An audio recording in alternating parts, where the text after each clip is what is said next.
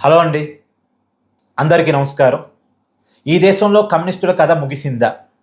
ఒకవేళ కమ్యూనిస్టుల శకం ముగిస్తే నష్టం ఎవరికి? కమ్యూనిస్టుల శకం ముగిసింది అని చాలా పెద్ద ఎత్తున చర్చ అయితే నడుస్తుంది. కారణం ఏందంటే, ప్రస్తుతం ఈ దేశంలో కమ్యూనిస్టులు అధికారంలో ఉన్న ఏకైక రాష్ట్రం కేరళ. ఇయాల కేరళ ఎన్నికల ఫలితాల్లో కమ్యూనిస్టుల నాయకత్వంలోని ఎల్‌డీఎఫ్ కూటమి ఓడిపోయింది. కాంగ్రెస్ నాయకత్వంలోని యూడీఎఫ్ కూటమి గెలిచింది. కాబట్టి కమ్యూనిస్టులు అన్ని రాష్ట్రాల్లో అధికారాన్ని కోల్పోయారు. ఒకప్పుడు 3 రాష్ట్రాల్లో అధికారంలో ఉండేవాళ్ళు. 2011లో బెంగాల్‌లో కమ్యూనిస్టులు అధికారాన్ని కోల్పోయారు. బెంగాల్‌లో సుదీర్ఘకాలం కమ్యూనిస్టులు అధికారంలో ఉన్నారు. అదొక రికార్డు.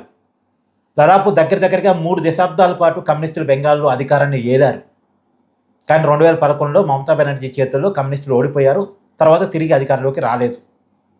వాళ్ళ బలం బెంగాల్‌లో పూర్తిగా పడిపోయింది. చాలా నామినల్ పరిస్థితిలోకి ఇలా కమ్యూనిస్టులు అక్కడికి వెళ్ళారు.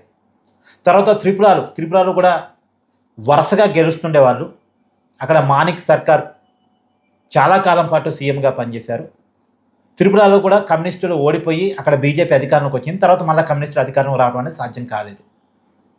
కాకపోతే కేరళలో ఒకసారి అధికారాన్ని కోల్పోయిన మరొకసారి వస్తారనేటువంటి నమ్మకం గతంలో ఉండేది. ఎందుకంటే కేరళకు ఉన్నటువంటి ఎన్నికల సాంప్రదాయం ఏంటి అంటే, ఒకసారి ఎల్‌డీఎఫ్‌కి అధికారం ఇస్తే ఇంకోసారి యూడీఎఫ్‌కి అధికారం ఇస్తారు. అంటే ఒకసారి కమ్యూనిస్టులకి అధికారం ఇస్తే మరొకసారి కాంగ్రెస్ కూటమికి అధికారం ఇస్తారు. వాళ్ళ అధికారాన్ని అటు ఇటు మారుస్తుంటారు. అది కేరళ ఎన్నికల సాంప్రదాయం అనుకోవచ్చు. అయితే అది గతం.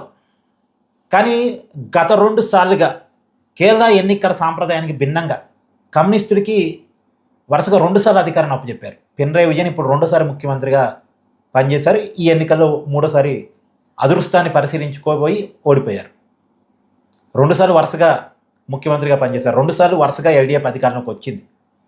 పినరయి విజయన్ మీద మంచి ఒపీనియన్ కేరళ ప్రజల్లో ఉంది కాబట్టి వరుసగా 2 సార్లు అధికారాన్ని ఇచ్చారు.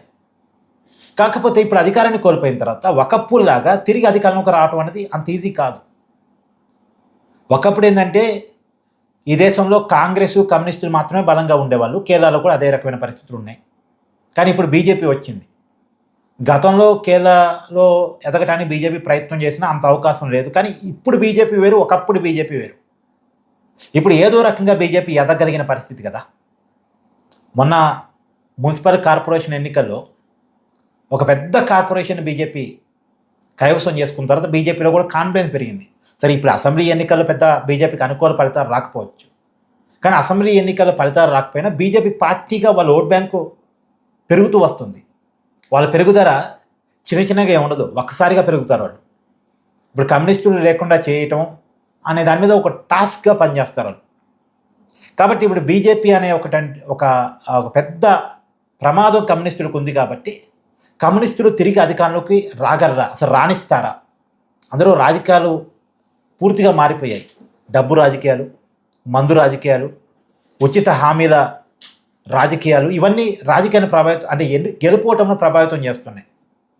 ఎవరు మంచి నాయకుడు, ఎవరు మంచిగా పరిపాలిస్తారు, వీటన్నిటికంటే కూడా హామీలు, తర్వాత ఎన్నికల పోలింగ్ మేనేజ్మెంటు, స్ట్రాటజీలు, ఇవి మాత్రమే ఎన్నికల్లో గెలిపోవటాన్ని ప్రభావితం చేస్తున్నాయి.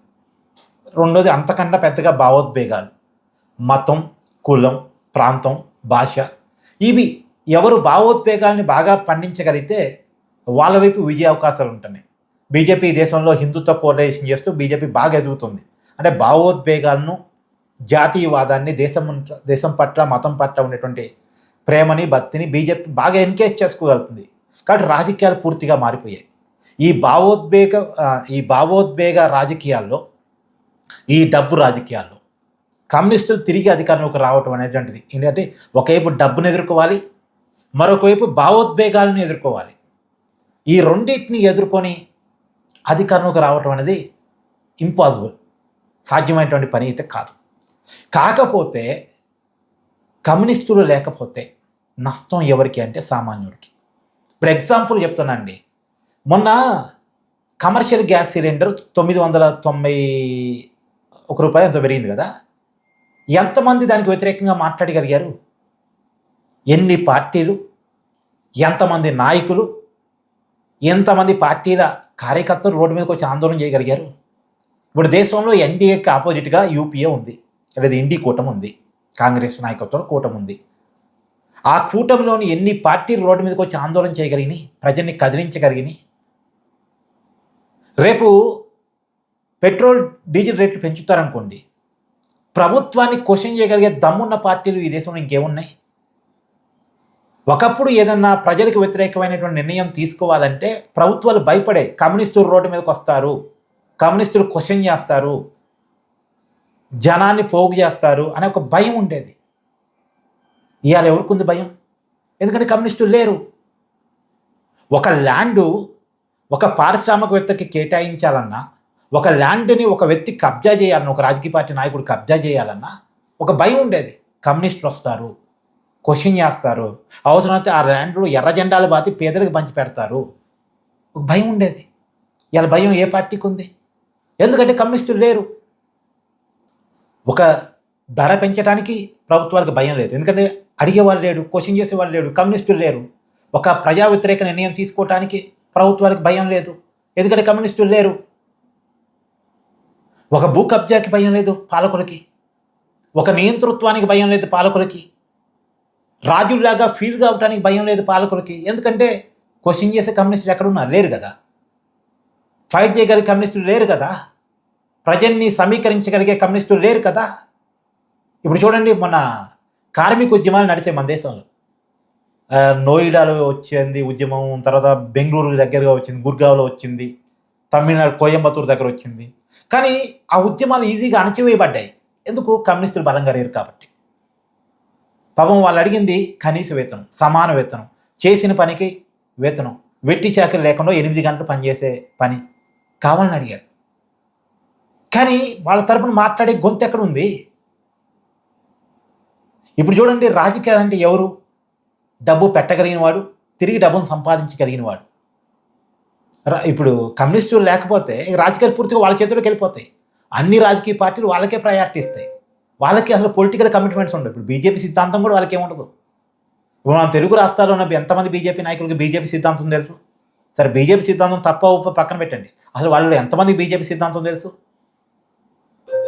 అవసరాలు, అవకాశాలు, అవి మాత్రమే వాళ్ళకి కావాలి. బీజేపీ కేంద్రంలో అధికారం ఉంది, అక్కడికి పోతే ఎలాంటి కేసులు ఉండవు, అక్కడ ఉంటే మన బాగా చూసుకుంటారు అనే కారణం చెప్తా వాళ్ళు బీజేపీకి ఫండింగ్ చేస్తున్నారు, బీజేపీతో వాళ్ళ అవసరాలు తీర్చుకుంటున్నారు, వాళ్ళ ఎన్నికల్లో వాళ్ళు పోటీ చేస్తున్నారు, వాళ్ళ అనుకూల వ్యక్తులు పోటీ చేయించి వాళ్ళకి ఫండింగ్ చేస్తున్నారు.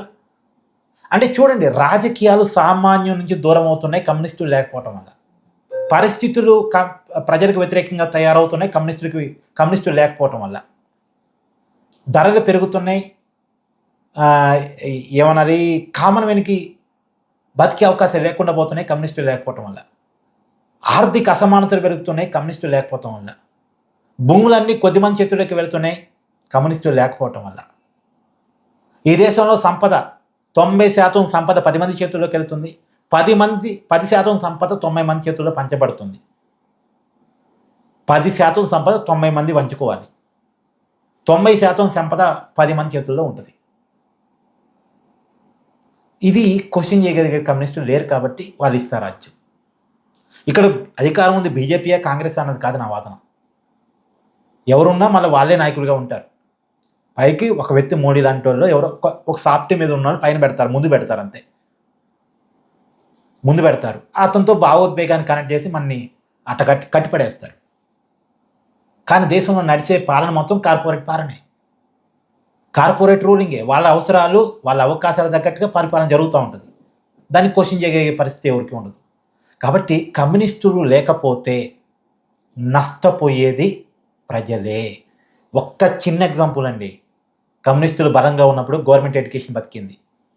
ఎప్పుడైతే విద్యార్థి సంఘ ఎన్నికలు వద్దు, వాటి వల్ల చదువు డిస్టర్బ్ అవుతుంది, గవర్నమెంట్ ఎడ్యుకేషన్ పాడైపోతుందని ఎప్పుడైతే కమ్యూనిస్టులను లేకుండా చేశారో, విద్యార్థి ఉద్యమాలు లేకుండా చేశారో, కార్పొరేట్ ఎడ్యుకేషన్ పురుడు పోసుకుంది. ఇప్పుడు చదువు అంటే కార్పొరేట్ ఎడ్యుకేషన్ అన్నట్టుగా తయారైంది. కానీ తీరా సీన్ కట్ చేస్తే ఏమైంది? ₹1,00,000 నెత్తి మీద భారమైంది. కార్పొరేట్ ఎడ్యుకేషన్ అంటే నర్సరీ నుంచి మొదలుపెట్టి ₹1,00,000 పెట్టుబడి పెట్టాలి. లేదు గవర్నమెంట్ ఎడ్యుకేషన్ పోదామంటే గవర్నమెంట్ ఎడ్యుకేషన్ చంపబడింది, ప్రభుత్వాలే చంపేశాయి, ప్రభుత్వాలే గవర్నమెంట్ ఎడ్యుకేషన్ చంపేశాయి. ప్రైవేట్ ఎడ్యుకేషన్ వైపు వెళ్తేనే చదువు, అక్కడ ఉంటేనే మార్కులు, అక్కడ ఉంటేనే ర్యాంకులు, ఆ చదివే చదువు అన్నట్టుగా పరిస్థితులను మార్చివేసి సమాజాన్ని కమర్షియల్గా తిప్పివేశాయి. కమ్యూనిస్టులు ఉంటే ప్రభుత్వ వ్యవస్థలు బలంగా ఉంటాయి, ఎడ్యుకేషన్ ఫ్రీగా వస్తుంది, హెల్త్ ఫ్రీగా వస్తుంది. రాకపోతే రప్పిస్తారు, ముక్కు పిండోసలు చేస్తారు ప్రభుత్వాల దగ్గర.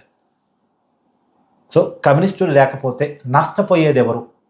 మీ అభిప్రాయాన్ని కామెంట్ చేయండి.